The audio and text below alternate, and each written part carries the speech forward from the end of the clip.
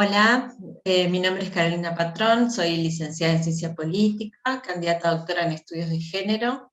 y los invito a participar del seminario Adolescentes en Conflicto con la Ley, que desarrollamos junto con Jack. Es una reedición y para mí es un placer estar con ustedes. Hablar de adolescentes en conflicto con la ley requiere primero explicar que la utilización de algunos términos para definir a esta población y en esta situación eh, tiene una importancia de mucha relevancia. Denominaciones como menores delincuentes, joven delincuente, menor infractor, remiten a normas anteriores a la Convención de los Derechos del Niño, que los consideraba como objetos y no como sujetos de derecho.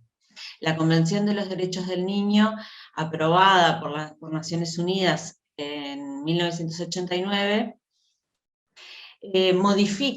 cambia el paradigma en la forma en que vemos a los niños, niñas y adolescentes, y los reconoce como sujetos de derecho, y por tanto la forma en cómo nombramos, cómo nos referimos y conceptualizamos los derechos humanos de esta población tiene un peso y una implicancia directa en la respuesta que el Estado le va a brindar después como sociedad a la resolución de conflictos, a la eliminación de la violencia, a la desigualdad y a la discriminación.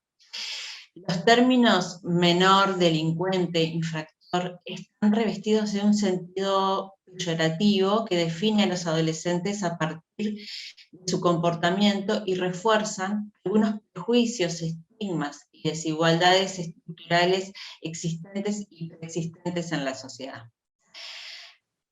Eso es como lo primero que me gustaría conceptualizar en el seminario, trabajar en cómo nombramos y qué entendemos a partir de la nomenclatura que utilizamos al referirnos a esta población. Para poder sí después dar paso a cuando hablamos de enfoque de derechos humanos, sobre todo en lo específico a esta población, a niños, niñas y adolescentes, para después poder tener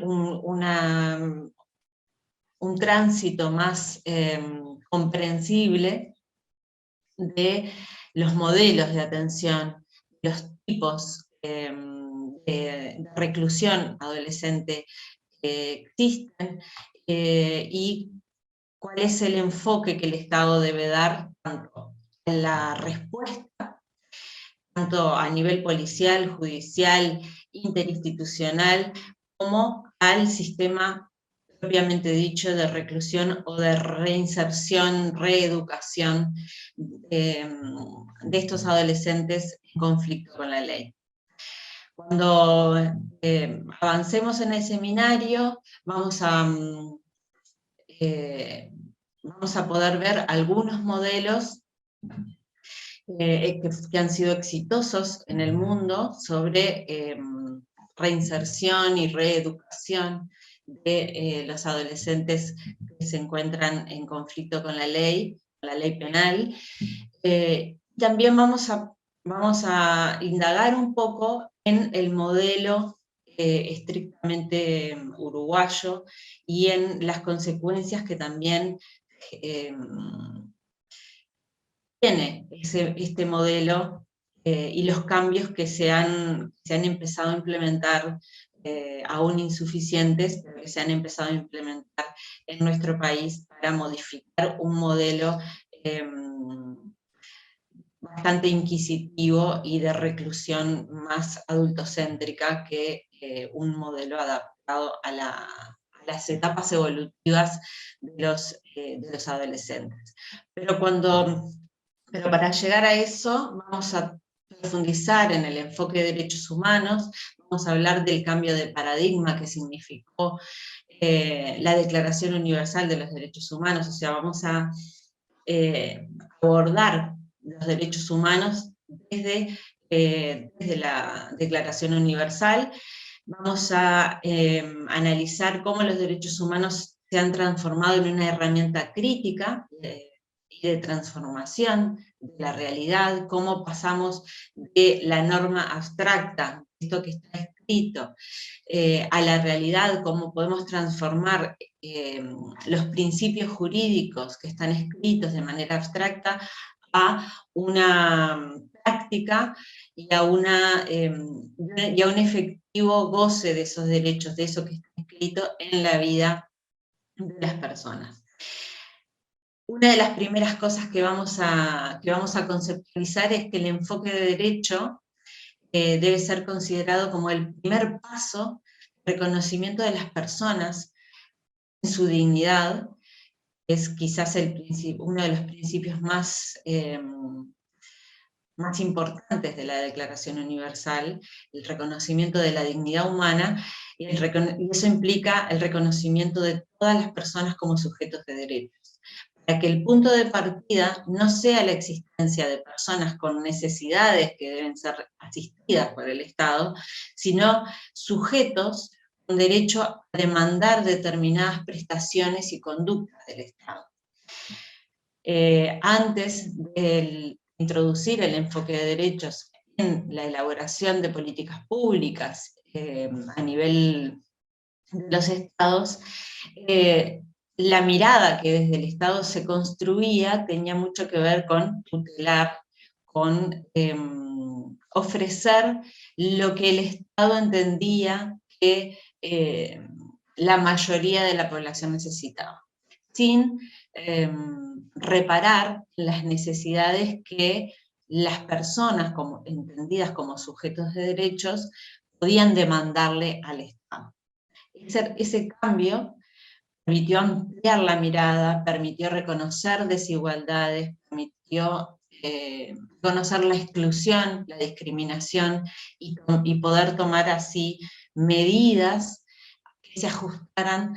de manera tal que las personas que se encontraban en desigualdad y en situación de exclusión o de discriminación pudieran ser de alguna manera reconocidas desde otro lugar y que el Estado pudiera brindarles las oportunidades necesarias para dejar de estar en ese lugar de sometimiento, de exclusión, de discriminación.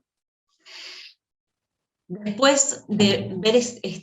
la parte más conceptual y general del enfoque de derechos, vamos a introducirnos específicamente en los derechos de niños, niñas y adolescentes, ¿no? Entender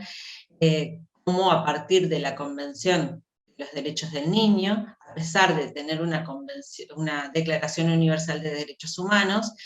ha sido necesario a lo largo de los últimos 60, 70 años construir convenciones específicas de derechos para todos estos grupos que históricamente han estado en situación de discriminación, de exclusión. En el caso de los niños, niñas y adolescentes, es claro que durante muchísimos siglos estuvieron en un lugar de sometimiento y de no reconocimiento como sujetos de derechos. Fue necesario por eso construir la Convención de los Derechos del Niño. Lo que establece la Convención, que lo vamos a ver en el seminario con mucha más profundidad, es, bueno, ¿de qué hablamos cuando hablamos de niño, ¿no? Niño, niña, adolescente. La Convención de los Derechos del Niño establece que es considerado y debe ser considerado niño o adolescente, cualquier ser humano menor de 18 años. Salvo que, en virtud de que una ley, una norma sea aplicable específicamente, haya alcanzado antes la mayoría de edad. Eso dependerá también de las normativas de cada uno de los países. En el caso de Uruguay, nuestro marco jurídico comparte con la Convención de los Derechos del Niño, que se es niño, niña o adolescente a cualquier ser humano menor de 18 años. La Convención de los Derechos del Niño se concentra en el paradigma, en ese cambio de paradigma, niño, niña y adolescente sujeto de derecho, y en otra idea que tiene que ver con el reconocimiento de la autonomía progresiva en el ejercicio de estos derechos, y en el interés superior de niños, niñas y adolescentes. Estas dos cosas, estas dos últimas cosas, el reconocimiento de la autonomía progresiva y el interés superior del niño, son quizás los dos elementos que los estados deben proteger por excelencia. Todas las políticas dirigidas a esta población deberán siempre tener en cuenta estos dos elementos. Y la política penitenciaria o las políticas tienen que ver con la sanción a una violación a una norma establecida, como sucede en los adolescentes en conflicto con la ley, deben ser también pensadas, evaluadas y construidas las respuestas en función de esta autonomía progresiva y del interés superior de estos niños y adolescentes. Entonces, a medida que vaya pasando el seminario, vamos a ir viendo cuáles son los derechos que la Convención de los Derechos del Niño establece específicamente para los adolescentes en conflicto con la ley. ¿Qué cosas el Estado está obligado a ofrecerle a los adolescentes, a los niños, niñas y adolescentes que están en esta situación? ¿Cómo debe preservar y cuidar la dignidad de estos adolescentes, el respeto por la autonomía progresiva y buscar siempre el interés superior cuando se ha vulnerado de alguna manera el ejercicio de los derechos de este adolescente o niño o niña, ¿no? Vulnerado del sentido en que una vez que tiene restringida su libertad por una acción que cometió en contra de las normas establecidas, y eso lo lleva a estar en una situación ya sea de reclusión completa o con una medida sustitutiva a la prisión o a la internación, sería el término correcto. Cuando tiene restringida su libertad, de alguna manera ese derecho está limitado, no lo puede ejercer de manera plena, pero el Estado debe, de alguna manera, proteger integralmente los derechos de este niño, niña o adolescente. Vamos a analizar, luego de esta parte más conceptual, normativa y vinculada a los derechos humanos de los niños, niñas y adolescentes, y en particular cuando se encuentran en situación de conflicto con la ley, vamos a analizar cómo la desigualdad, la discriminación y algunos otros elementos de vulneración pueden ser factores que lleven a un desencadenamiento,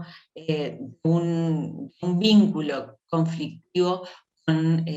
la ley o con las instituciones que ejercen control social en cada sociedad. Entonces vamos a hablar sobre la igualdad y la desigualdad estructural, la discriminación y la estigmatización, la exclusión, lo que significa la exclusión de niños, niñas y adolescentes en el desarrollo evolutivo, en esa línea evolutiva que lleva a los niños, niñas y adolescentes a luego ser adultos insertos en una sociedad que tiene normas y que esas normas existen por una convivencia armónica y social. Vamos a también a ver cuáles son otros factores o cómo operan otros factores en este recorrido de vida que muchas veces lleva a los adolescentes a estas situaciones de pérdida de libertad o de limitación de la libertad, como por ejemplo la violencia, ¿no? No solo las situaciones de desigualdad estructural, las situaciones de discriminación, estigmatización y exclusión, sino también las situaciones de violencia. Digamos, la discriminación, la estigmatización y la exclusión son tipos de violencia. Pero vamos a profundizar también en otros tipos de violencia, que pueden ser violencia doméstica o violencia estrictamente dirigida hacia los niños, niñas y adolescentes, ya sea por parte de su familia, por parte de la comunidad, o incluso, muchas veces, por el propio Estado en diferentes ámbitos institucionales en donde los niños, niñas y adolescentes hacen su recorrido de vida. Cuando vamos a analizar también cómo se construyen los vínculos entre los adultos responsables y estos adolescentes, cómo es cuando ese vínculo es un vínculo violento, cuando hay una ausencia también de ese vínculo y ese vínculo se construye a partir de la relación con otros adultos del entorno, pero que no se llega a dar una relación afectiva de contención y de acompañamiento en el desarrollo evolutivo de esos niños y adolescentes. También en aquellas situaciones en donde los adultos referentes no logran, o ya sea que son parte de una institucionalización, o que no logran generar una respuesta a las demandas afectivas de los adolescentes. Entonces vamos a ver cómo impacta esa violencia según la etapa, en bebés y pequeños menores de 3 años, en edad preescolar, en edad escolar y en adolescentes. Y vamos a ver también cómo afecta la cronicidad de la violencia. Cuando la violencia se da en un momento puntual o cuando esa violencia se mantiene en las diferentes etapas evolutivas del niño, niña y adolescente. Después de ver todo esto, vamos a ver qué significa la responsabilidad penal para los adolescentes. Sabemos que cuando un niño o un adolescente comete infracciones contra las leyes criminales de un país o contra la normativa penal, estamos hablando de que a partir de esa infracción hay una responsabilidad penal. La forma en que se considera esa responsabilidad y la respuesta que se construye a partir de esa responsabilidad penal es lo que nos va a, de alguna manera, conducir a evaluar cuál es un futuro posible para ese adolescente en tanto sujeto de derecho que pueda luego reinsertarse en la sociedad de manera de no reincidir y no volver a cometer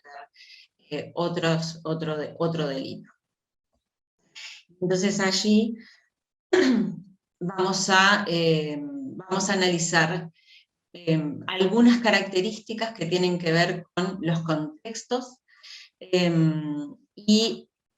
algunas características propias de los adolescentes, ¿no? Como por ejemplo el sentido de pertenencia a un grupo,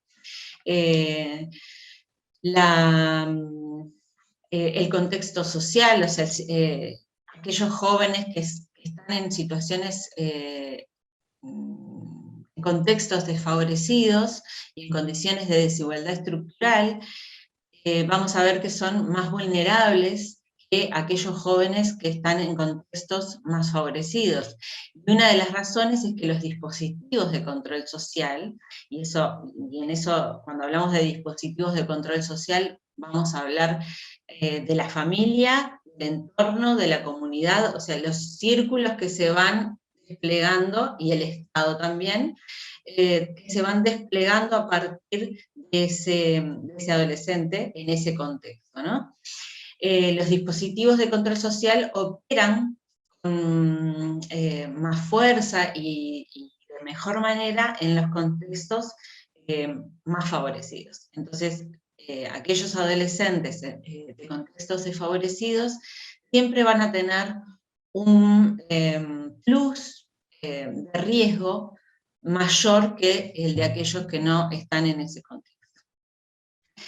Pero también hay otros factores, hay muchos factores que tienen que ver con las características de cada individuo, de cada persona. Como, el déficit atencional y cómo es atendido, las conductas agresivas crónicas, una supervisión parental débil que deja de alguna manera liberado al contexto y al entorno determinados controles justamente sobre las conductas que desarrolla ese adolescente, el abuso de alcohol, el consumo de drogas, algunos problemas de salud que también favorecen la vulnerabilidad de los adolescentes y los acerca o los pone en una línea muy fina respecto del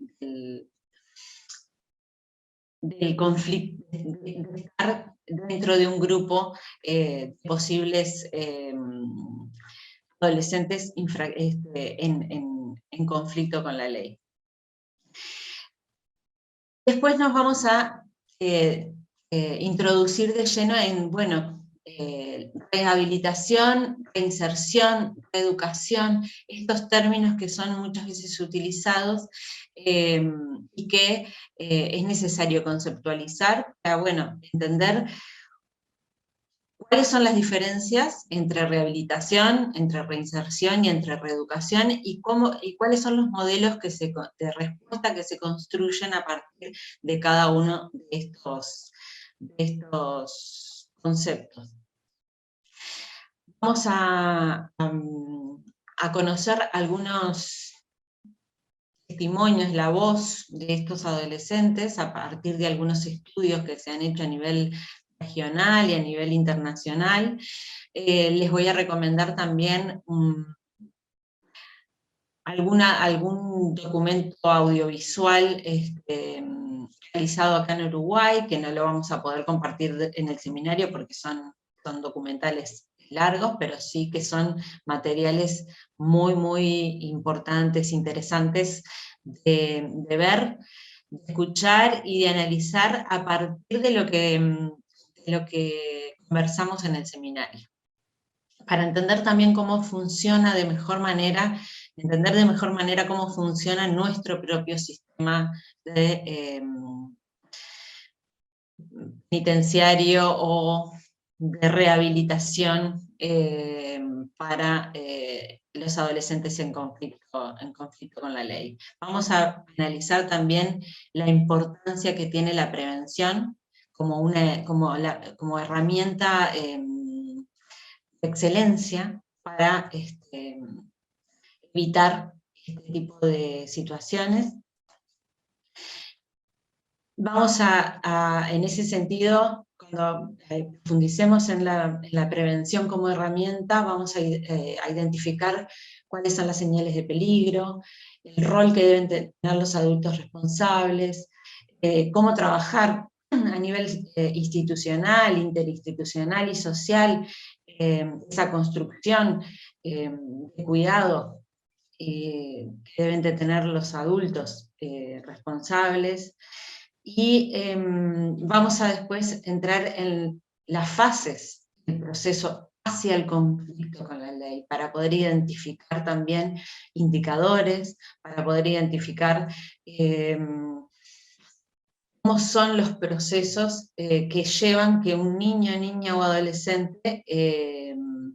termine en una situación de conflicto con la ley penal.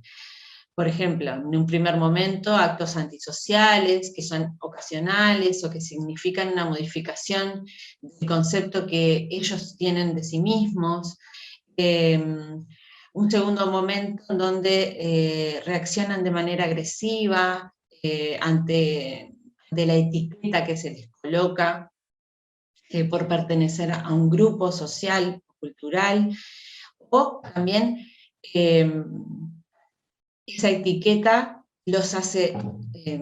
aferrarse a un grupo por un sentido de identidad, un sentido de empatía con otros pares con los que han compartido otras experiencias de vida. Y después el tercer momento, que es cuando esos adolescentes están ya prontos, ya en el borde, en la línea para cometer el delito. Entonces, a partir de esto vamos a ver cómo es posible intervenir. Y ahí vamos a ver los modelos de intervención. El modelo de readaptación en la comunidad, que es como una especie de libertad asistida especial, que es un modelo que ha sido exitoso en algunos países. El modelo de readaptación en institución, que vendría a ser un modelo mixto, pero que tiene una perspectiva diferencial, tiene una intervención psicoeducativa, también ha sido exitoso en algunos países. El modelo de intervención cognitivo-conductual, el modelo psicoeducativo, donde pone el foco, por ejemplo, en la calidad personal. O sea, es un modelo que exige una capacitación muy exhaustiva y muy específica del personal que trabaja dentro de ese modelo. Y luego vamos a ver el modelo carcelario, que es el modelo que prima mayormente en nuestro país y que prima mayormente en la mayoría de los países de la región. Y es un modelo que básicamente tiene la estructura de un sistema carcelario adulto, que tiene muchas horas de encierro para una persona en desarrollo, para una persona que necesita, que requiere determinadas particularidades. Y vamos a ver también los esfuerzos que de alguna manera se están haciendo en nuestro país desde hace varios años ya, para construir una respuesta diferente, para construir una forma más adecuada de brindando algunas oportunidades, algunas otras herramientas que logran poner sobre la mesa oportunidades reales de reeducación y reinserción social a los adolescentes. Vamos a ver cuáles son las cifras a nivel oficial, a nivel mundial también, desde qué edad en cada país se puede ser penado, a partir de qué edad le cabe una responsabilidad penal más de tipo adulto, y vamos a sorprendernos seguramente con algunos países y con algunas edades. Vamos a ver finalmente dos historias que son ficticias, pero que nos van a permitir analizar en conjunto muchas de las cosas que vamos a abordar en el seminario. Así que, bueno, espero que les resulte atractiva la propuesta y los espero y las espero para compartir juntas el seminario.